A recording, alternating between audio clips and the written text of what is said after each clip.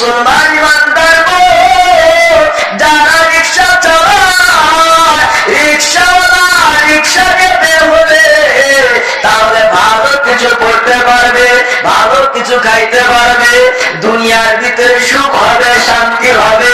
এই জন্যই এত কষ্ট করে মুসলমান ইমানদার আল্লাহর গোলাম। এই দুনিয়ার ভিতরে স্থায়ী না বাবা, অস্থায়ী, যার শুরু আছে শেষও আছে, কিন্তু ওই কবরের জগৎ যার শুরু আছে শেষ নয়, ওইখানে যদি কামাই না করিয়া যাও তাহলে তুমি ভালো কিছু খাইতে পারবা না, ভালো কিছু করতে পারবা না। মুসলমান ইমানদার আল্লাহর গোলাম এখন বলতে পারেন হুজুর, তাহলে দুনিয়ায় আমরা কেমনে ইনকাম করব? এ মুসলমান ইমানদার, দুনিয়ায় খাওয়ার জন্য টাকা কামানো প্রয়োজন, ঠিক না বেশি? দুনিয়ায় ভালো কিছু করার জন্য টাকা কামানো প্রয়োজন, তেমনি ভাবে কবরে সুখে থাকার জন্য, শান্তিতে থাকার জন্য আমল করা প্রয়োজন। আমলের পরীক্ষা মজবুত করতে হবে গো। আমল যদি করতে না পারো তাহলে কবরে বান্দা সুখে থাকতে পারবা না, শান্তিতে থাকতে পারবা না। ওই কবর কিন্তু সাপ বিচ্ছুর ঘর, পোকা মাকড়ের ঘর। এ বান্দা, আমি যখন ছাত্র অবস্থায় ছিলাম, প্রথমে যেই মাদ্রাসায় লেখাপড়া করতাম, মাদ্রাসায় হেফজখানায় পড়ি, হাফেজদের একটা নীতি আছে, নিয়ম নীতি। এ বান্দা, প্রত্যেকটা কাজের নিয়ম আছে, তেমনি ভাবে হেফজখানা সবক, 7 সবক, আমকটা, এইগুলো আছে। আমাদের সবক মুখস্থ করা হয়েছে, 7 সবক হয়ে গেছে, আমকটাও বাংলা দিতে হবে রে মুসলমান ইমানদার আল্লাহর গোলাম। এ যুবক, মুরব্বী বাবাজিরা, পর্দানিশীন মা ও বোনেরা, হেদায়েতের কান দিয়ে শুনবা। এবার যখন বান্দা পড়া হয় নাই, কয়েকজন ছাত্র মিলে কবরস্থানে যাইয়া কবরের পাশে দাঁড়াইয়া দাঁড়াইয়া কুরআন তেলাওয়াত করতেছি। এই কুরআন তেলাওয়াত করতে করতে হঠাৎ করে দেখিয়া কবর থেকে বিশাল সাপ বের হয়ে গেল।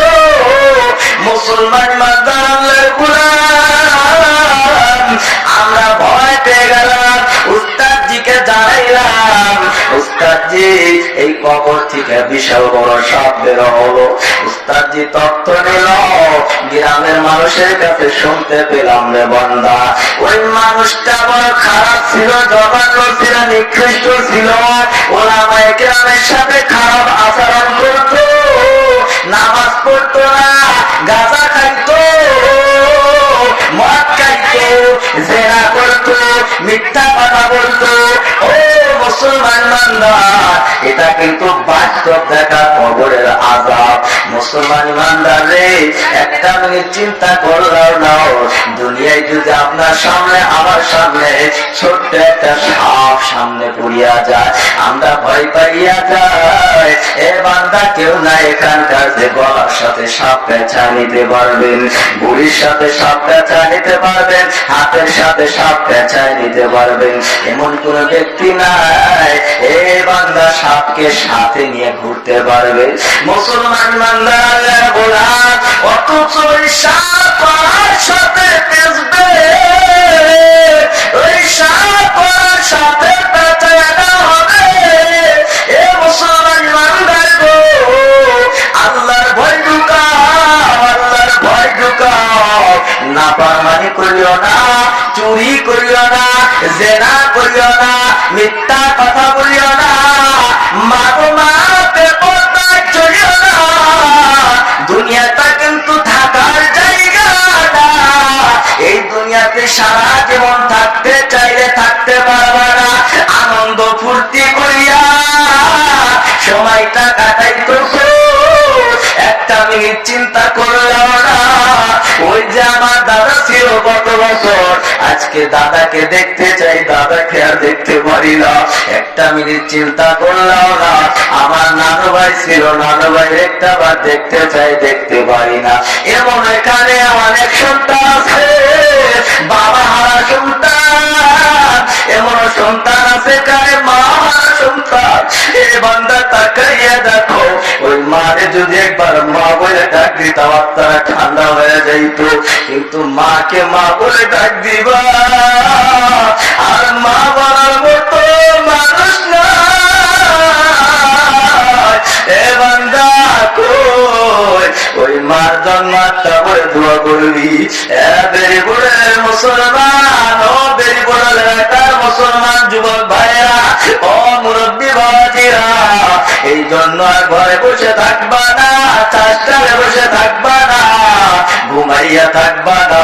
ওই জনম দুঃখীর কার যেন মা নাই, আপন আব্বা নাই, ওই মার জন্য, বাবার জন্য, মাত্রাত কামনার জন্য আয় আয় মজলিসের মধ্যে আসিয়া, কোরআন হাদিসের মজলিসের মধ্যে আসিয়া মার জন্য দোয়া করবা, বাবার জন্য দোয়া করবা।